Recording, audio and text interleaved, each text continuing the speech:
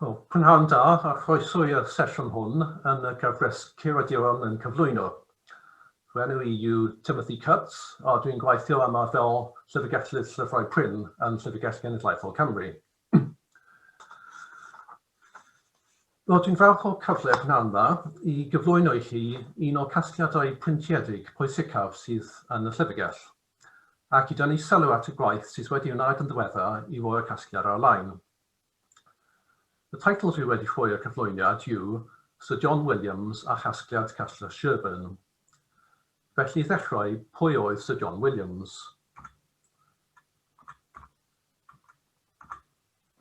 Bydd y rhain ohonoch chi sydd wedi defnyddio llyfrgell fel darllenwyr yn gyfarwydd â'r cerflun ohono fe sydd yn ystafell all yn y gogledd. Cafodd John Williams ei eni yn Sir Gaerfyrddin yn 1840. Naeth ei astudio feddygaeth yn Llundain, ac ar ôl cyfnod o weithio fel meddyg yn Abertawe, aeth yn ôl I Llundain, lle cafodd ei apwyntio fel meddyg i'r teulu brenhinol a'i eirfa yn farwynig gan y Frenhines Victoria. Ond roedd yn parhau I weithio dros fuddiannau Cymru a mudiadau Cymreig, a phan sefydlwyd y Llyfrgell Genedlaethol gan Siart y Frenhinol yn 1907, cafodd Sir John ei enwi fel llywydd cyntaf llys y llywodraethwyr. Ers ei ieuenctid, roedd John Williams wedi bod yn gasglwr brwd o lyfrau, yn enwedig rhai Cymraeg a Chymreig. A phan sefydlwyd y Llyfrgell Genedlaethol, penderfynodd dros lwyth o'i gasgliad personol i'r Llyfrgell newydd, ar amod bod hi'n cael ei lleoli yn Aberystwyth. Felly, casgliad Sir John Williams yw prif gasgliad sylfaenol Llyfrgell Genedlaethol Cymru, ac mae'n cynnwys tua 26,360 o gyfrolau, heb sôn am lawysgrifau penyath a oedd hefyd yn rhodd gan Sir John i'r Llyfrgell. Mae'n anodd I dychmygu unigolyn yn methu â gasgliad mor dda heddiw, dyna Sir John, heb bod yn eithriadol o gyfoethog. Ond roedd John Williams yn ddigon ffodus I bod yn gasglu mewn cyfnod pan oedd modd prynu llyfrau cynnar a brisiaeth y rhad ac yn fforddiadwy hyd yn oed I ddyn ifanc ar ddechrau'r yrfa. Yn ogystal â phrynu cyfrolau unigol, prynodd John Williams sawl llyfrgell gyfan, a bwysicaf ohonyn nhw oedd casgliad Castell Sherburn. Cafodd y casgliad hwn I ffurfio gan Moses Williams, hynyfiaethydd ac ysgolhaig, oedd yn gynorthwyo I Edward Llwyd yn Llyfrgell Amgueddfa Ashmole Rhydychen yn ystod hanner cyntaf y 19th ganrif, a'i dad Samuel Williams. Ar ôl marwolaeth Moses Williams yn 1742, daeth y casgliad yn eiddo I George Parker, ail iarth Macclesfield, a'i gadw yn ei gartref, Castell Sherburn yn Swydd Rhydychen. Dyma fe, Castell Sherburn. Ac oddi wrth 7 iarth Macclesfield prynodd Sir John y casgliad yn 1899. Dim ond 200 o gyfrolau sydd yn casgliad Castell Sherburn, ond mae'n cynnwys rhai o llyfrau pwysicaf yn y iaith Gymraeg. Yn ystod gweddill y cyflwyniad, dwi eisiau sôn yn fwy manwl am rai o gyfrolau hyn. Y llyfr mwyaf enwog yn casgliad mae'n debyg yw yn y llyfr hwn.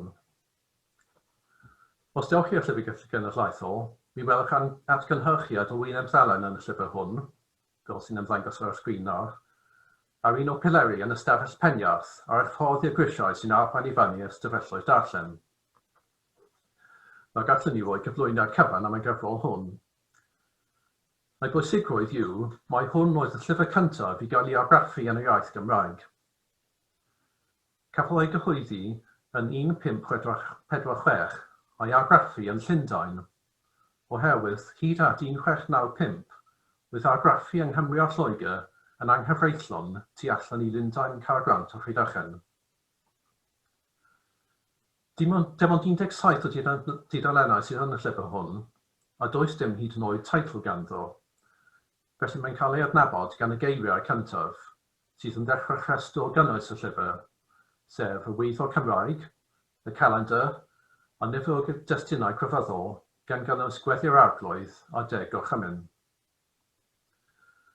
Does dim awdur yn cael ei enwi yn y llyfr, ond yn ni'n gwybod o ffynonellau eraill mae awduroedd Sean Price, cynorthwywyd Thomas Cromwell a pherchenog Llyfr Du Caerfyrddin, sef yn llawysgrif gynharach yn y Gymraeg. Fel dwi'n dweud, gall yn y llyfr hwn fod yn gyflwyniad yn hunan. Ond dwi eisiau symud ymlaen i siarad am nifer o lyfrau gan y dyn hwn, William Salisbury.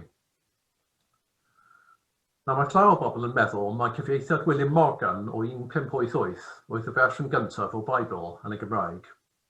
Ond mewn gwirionedd, y cyfieithiad cyntaf oedd Testament Newydd William Salisbury, y gyhoeddwyd 21 mlynedd yn gynt yn 1567.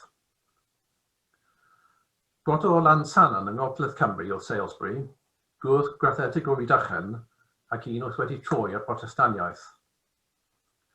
Oedd yn gyfrifol, naill ai fel awdur neu gyfieithydd, am y rhan fwyaf o lyfrau a argraffwyd yn y Gymraeg hyd at 1588. Mae weithiau yn cynnwys y geiriadur Cymraeg cyntaf, sef y Dictionary in English and Welsh, cafodd ei gyhoeddi yn 1547, a cyn y Testament Newydd, y cyhoeddiad cyntaf o ran sylweddol o ysgrythur i ymddangos yn y Gymraeg, sef Cynifer Llys a Ban, cafodd ei gyhoeddi yn 1551. Mae hwn yn cynnwys cyfieithiad o efengylau a epistolau i'w darllen ar eglwys ar y Sul. Wnaeth hefyd gyhoeddi casgliad o ddiahebion, rhagarweiniad i'r iaith Gymraeg, llyfr gwrth pabyddol, a chyfieithiad o waith clasurol a astronomeg, sef The Description of the Sphere or Frame of the World.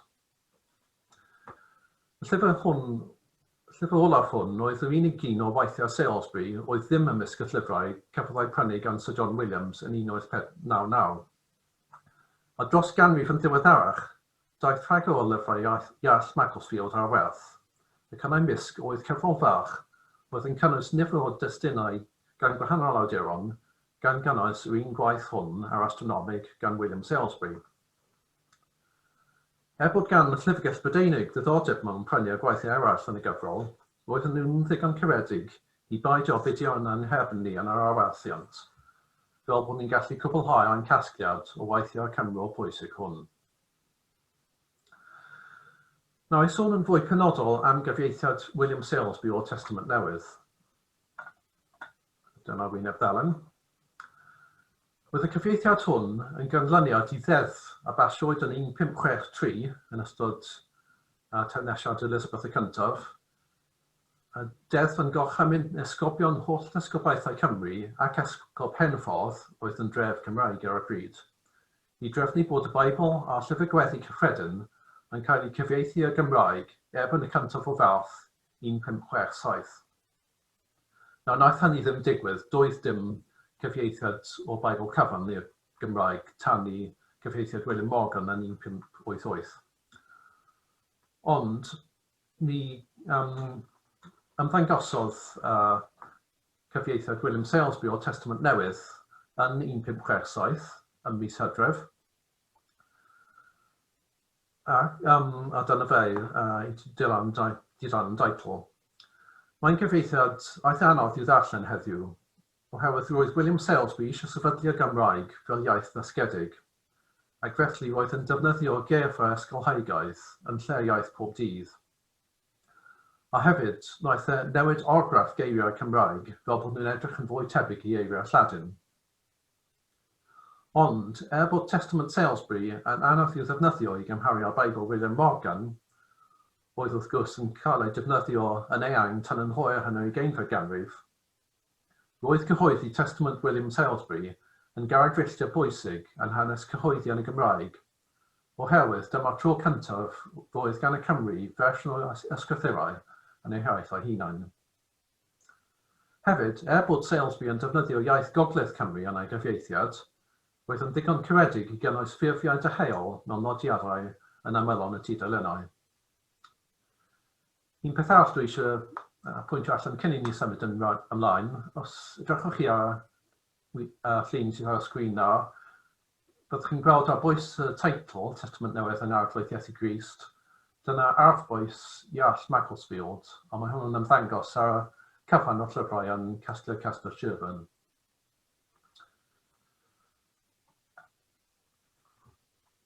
Cafodd y llyfr hwn dosbarth byr ar rhan gyntaf i ramadeg Cymraeg a'i gyhoeddi yn yr un flwyddyn â Testament Newydd William Salisbury.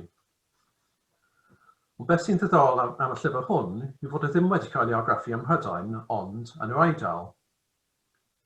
Yr awdur oedd Griffith Robert. Yn wahanol i William Salisbury, a droiodd y Gatholigiaeth i Brotestaniaeth, arhosodd Griffith Robert yn ffyllon i'r Eglwys Gatholig.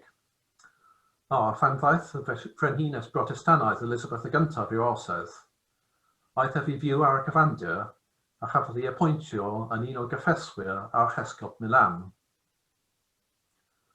Ond un peth oedd yn gyffredin rhwng Salisbury a Griffith Robert oedd bod y ddau ohonyn nhw eisiau sefydlu'r Gymraeg fel iaith dysgedig, ac felly yn pwysleisio'r elfen Ladin yn y iaith.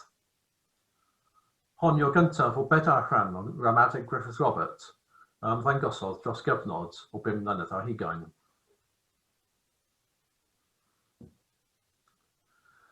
Mae rhai ysgolheigion wedi enwi Griffith Robert hefyd fel awdur y llyfr hwn, y drych Cristionogol.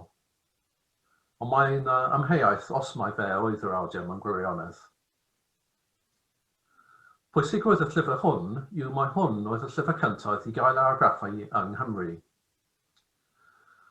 Rhododus ynghynt roedd argraffu yng Nghymru a Lloegr yn anghyfreithlon tu allan i Lundain, Caergrawnt a Rhydychen tan 1695 pan ddaeth grym y ddeddf trwyddedi'r wasg i ben.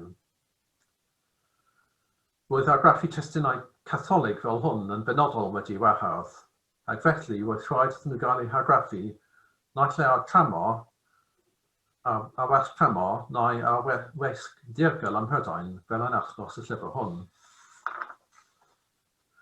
Mae argraffnod Lladin yn enwi lle cyhoeddi ffug, Quotum Magi, ond mewn gwirionedd mae'n debyg fod y llyfr wedi cael ei argraffu mewn ogof ger Rhywledyn yng Ngogledd Cymru yn 1586 i 7, flwyddyn yn diweddarach na sy'n cael ei argraffu ar llyfr.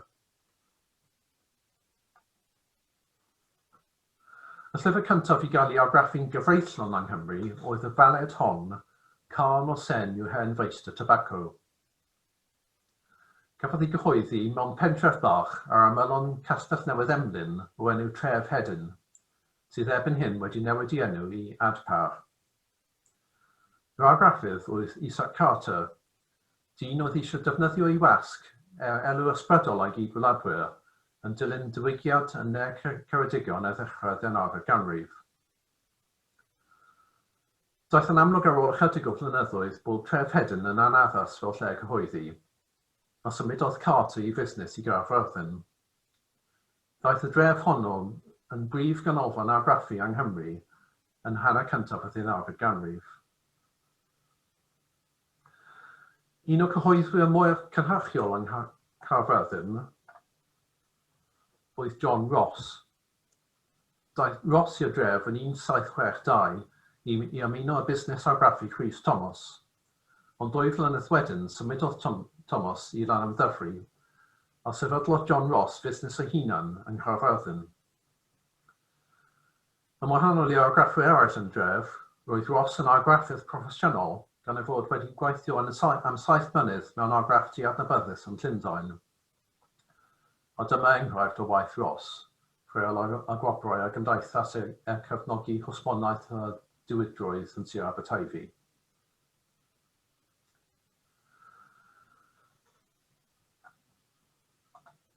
Roedd diwedd y cyfyngu ar argraffu tu allan i Lundain, Caergrawnt a Rhydychen yn golygu bod argraffwyr yn gallu sefydlu eu hunain nid yn unig yng Nghymru ond hefyd dros y ffin.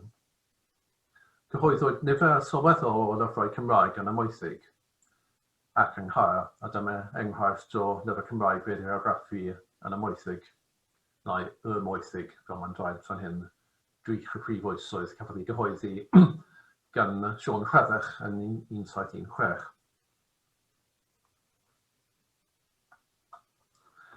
Dyn ni eisiau wedi gweld enghraifft o argraffu Cymraeg yn yr Eidal, ond yn y 19th ganrif dechreuwyd argraffu llyfrau Cymraeg hefyd yn America. Dyma un o'r llyfrau Cymraeg cyntaf i gael ei argraffu yno, cyd-godiadau diddorol o sgrythurau a cafodd ei argraffu yn Philadelphia yn 1730. Mae'r rhan fwyaf o llyfrau dwi wedi sôn amdanyn nhw heddiw yn rhan o gasgliad Castell Sherburn, ond nid y cyfan. Mae'r casgliad hwnnw dim ond yn rhan fach, ond yn hollbwysig, o Trysorau Preintiedig a ddaeth y Llyfrgell Genedlaethol trwy frwydfrydedd a haelioni Sir John Williams. Yn ystod y ganrif a mwy ers rhodd Sir John, mae Llyfrgell wedi parhau a ychwanegu at ein casgliadau o draftadaeth preintiedig Cymru. Yn ddiweddar, mae Llyfrgell wedi digidro cyfan o gasgliad Castell Sherburn a llawer iawn o llyfrau Cymraeg a Chymreig cynnar eraill. Erbyn hyn, mae tua 1,800 o gyfrolau, hynny yw tua 210,000 o dudalennau ar gael ar lawn. Mae cyfan o gwaith hwn wedi cael ei gyflawni gan y tîm digidro yn ystod misoedd ers y Llyfrgell gau ym mis Mawrth. Dyn ni'n gobeithio cwblhau'r gwaith ar 200 o gyfrolau sy'n gwersyll yn ystod 2 fis nesaf. Yn y pen draw, bydd modd chwilio cyfan o cyfrolau hyn trwy allfyddeiriau. Felly, diolch yn fawr i chi am wrando. Mae croeso i chi gyflwyno unrhyw gwestiynau trwy'r ffwythiant Q&A. A byddwn ni'n diolchgar hefyd os ydych chi eisiau rhoi adborth ar y cyflwyniad, os wnewch chi lenwi'r holiadur sy'n ymddangos ar eich sgrin nawr. Felly, eto, os oes unrhyw cwestiynau, croeso i chi eu cyflwyno nhw.